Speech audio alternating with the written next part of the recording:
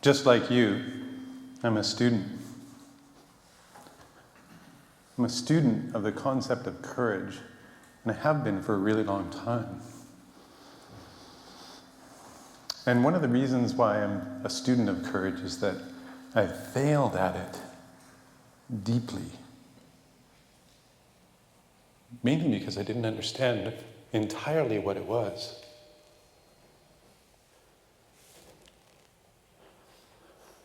Social courage. It's a facet of the concept of courage. And this image really captures what social courage is about. It's about expressing your truth, even though there's an ocean of people in front of you that think differently. The image is credited to August Landmessier. And what it also communicates is love. He chose not to salute Hitler because he loved. He loved a Jewish woman. In many ways, courage is a portal to love. There are other aspects of courage that are communicated in this photo. It's also physical courage, intellectual courage, moral courage. Generally, if we access the thing that we love in our life, maybe it's ourselves, maybe it's concepts, it will require that we're courageous. Like Rosa Parks. She loved herself enough to not move to the back of the bus. Charles Darwin, he loved science and he loved nature. And he wrote The Origin of Species, but it was gripping for him to publish it. And Bessie Coleman, who loved flying, and she was African American and couldn't get her pilot's license in the United States, so she went to France. Education is not about the acquisition of facts, but learning how to make facts live. Knowing what to do knowledge is knowing what to do, but wisdom is doing it. A show of hands. How many of you in this room have witnessed an unsafe or unjust act and chosen to do nothing? If we're human, we've probably experienced that.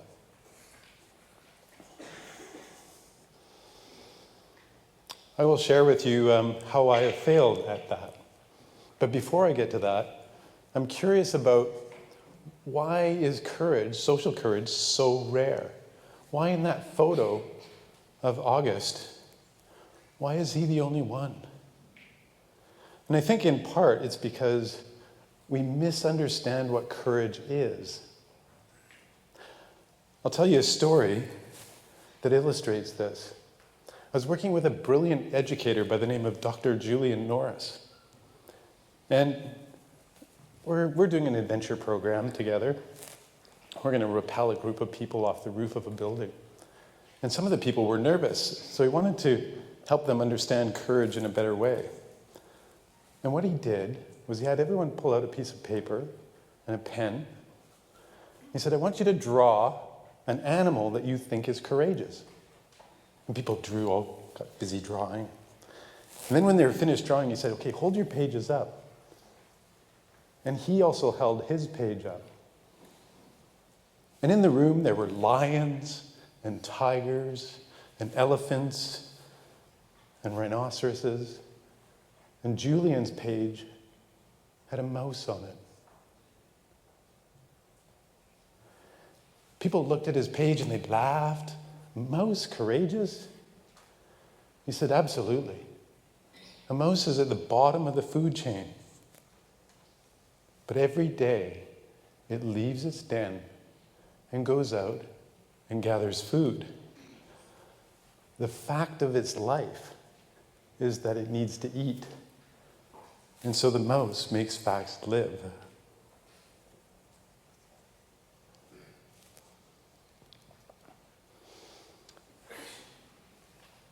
Courage is not about not being afraid, not having fear. It's using that fear and the energy of it to transmute it into becoming a lion.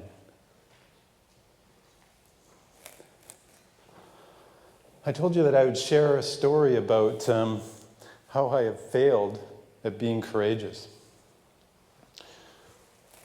In the winter of 2003, I was in a terrible avalanche tragedy that killed 7 people. And this is the image from the crown fracture of the slide.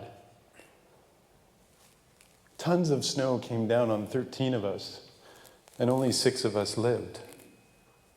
And I was one of those. And I was guiding. I'll give you a bit of backstory.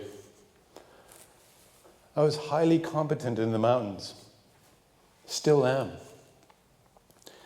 And this is a waterfall ice climb that exists up above the townside of Banff in Banff National Park. And if you look closely on the furthest right-hand climb, you'll see a climber. Gives it a little bit of scale and perspective. Canada is one of the most amazing places to go waterfall ice climbing, and I participated in that for 25 years. I'm still trying to warm up. I always, as a recreational climber, I always reserved the right to turn back when it didn't feel right. But I also wanted to become a mountain guide. And so I started training and taking courses to become a mountain guide. And what I realized really quickly was I was entering into a very different social arena. One that wasn't comfortable with turning back. I also entered into the professional arena where I was being paid to guide. And I also felt the same thing. I also felt a very hierarchical organization to how we operated in the mountains. Now, the problem with hierarchies is that hierarchies lead to chaos, because if one person's at the front leading, they have a field of view about this wide. Generally, if we allow other people to come into the decision-making process, we widen our field of view, we see more. Hierarchies are great in chaos because taking action is really important, but they're not great when the situation is not chaotic. And I was entering into a very hierarchical situation. We were backcountry ski touring, and backcountry ski touring is incredibly enticing, but one must build a relationship with the snowpack. This skier is skiing up the mountain and it's completely untouched snow and it looks enticing, but one must have a relationship with the snowpack that's based on facts in order to be there. The snow falls out of the sky, and the more variation in temperature that there is in the season means that there's more layers in the snowpack. If the snow is stable, it's fine to be there. If it's unstable, then it's important to make the decision not to be there. It's learning to make facts live. People get into trouble when they're backcountry skiing because they're so enticed by the turns that they ignore the facts. For me, I was so enticed to becoming a mountain guide that I ignored the facts. I was seeking acceptance from the guy I was working with. And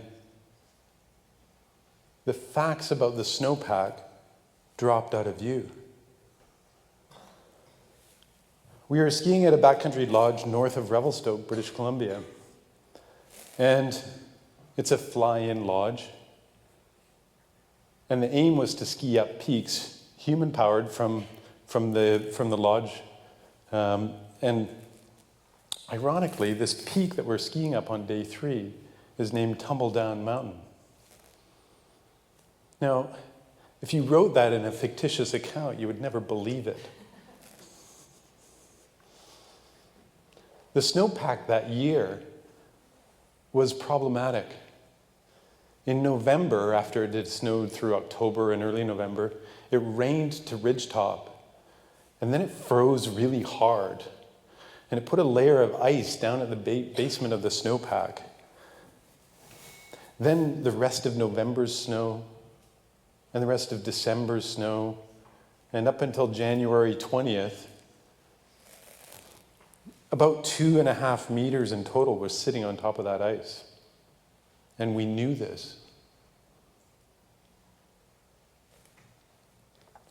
Standing at the edge of the slope with my group in behind as an assistant guide, I felt, and this isn't necessarily true, I felt completely disempowered. I thought I did not have a choice.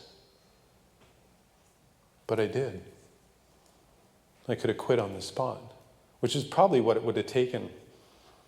Because the person I was working for did not invite other opinions. Now, we could go into the ethics of that. Certainly in complex, high-risk environments, it's not necessarily an ethical thing, but for me, I needed to believe that I had a choice, and I didn't.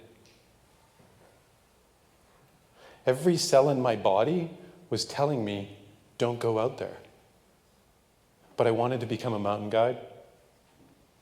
I wanted the acceptance of the lead guide. I perceived that I had to. I lacked the social courage that it took to speak up. And so I brought my group out. And as soon as everybody was exposed, the slope settled and slid, and 13 of us were buried.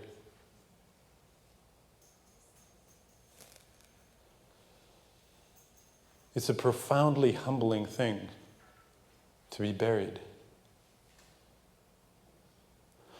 But it felt metaphorical. I was burying myself by not authentically showing up and sharing what I believed. These 7 people died, and the social impact ended up being huge.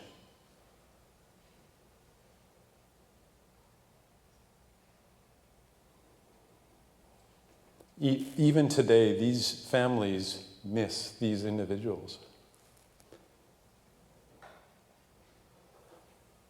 Many years after the event, I finally sat down to write about it.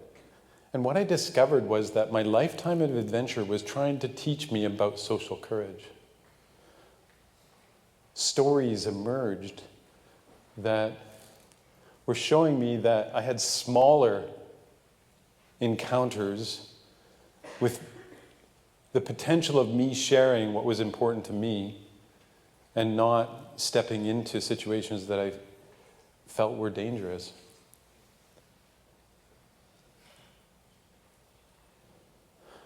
Two things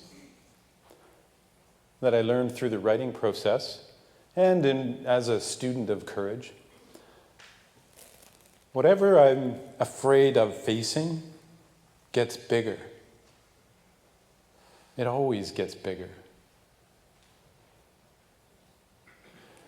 If we fail to learn a lesson, it expands. The other thing that I know to be a truth is that as I've gotten older, it's harder to be courageous because I've got more to lose. Got a house, maybe a little bit of savings. So it gets harder as we get older to be courageous.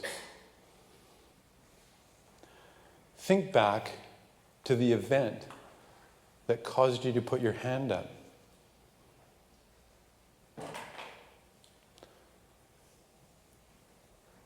Your opportunity now and your homework is when that crosses your lifetime desktop, take action. Courage is the doorway to love and our humanity.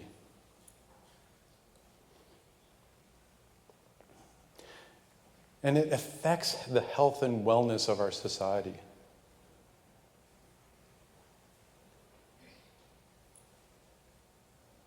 Remember, the next time you're faced with a situation where you feel a little bit of fear, it's not about being a lion. It's about being that mouse and doing it anyway. Thank you.